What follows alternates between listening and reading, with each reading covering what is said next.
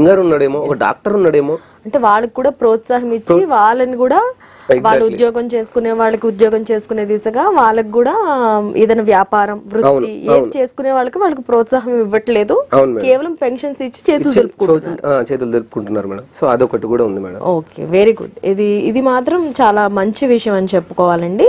నిజంగానే వాళ్ళల్లో కూడా చాలా టాలెంట్ ఉంటుంది. చాలా మంది మన స్టేజ్ పర్ఫార్మెన్సెస్ ఇచ్చిన వాళ్ళని కూడా చూసాం. ఎగ్జాక్ట్లీ అట్లాంటి వాళ్ళని కూడా ప్రోత్సహించినప్పుడు మనకి చాలా చాలా బాగుంటుంది అనమాట. ఫైన్ అండి. మరి మీరు ఎంతో ఇన్స్పిరేషనల్ గా రాస్తూ ఉంటారు ఏ సాంగ్ అయినా కూడా.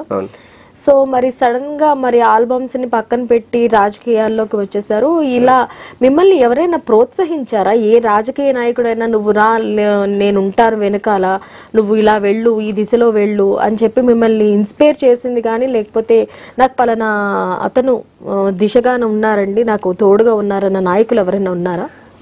లేదు మేడం, ఎవరైతే లేరు. అంటే యాక్చువల్గా నేను పూర్తిగా ఒక అమాన్యంగా చెప్తున్నా, నాకు కూడా పొలిటిక్స్ అంటే ఇంట్రెస్ట్ లేదు.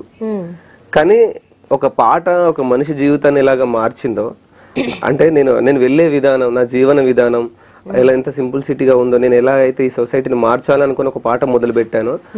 అంటే ఇప్పుడు కూడా అలాగే ఉండాలి, ఆ లైఫ్ స్టైల్ ని మెయింటైన్ చేస్తూ సొసైటీకి ఏదైనా ఎక్కువ చేయాలి.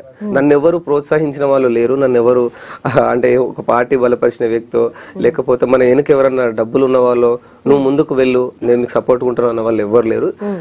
సింగిల్ గానే వచ్చిన పోటీ. సరే, మరి మీకు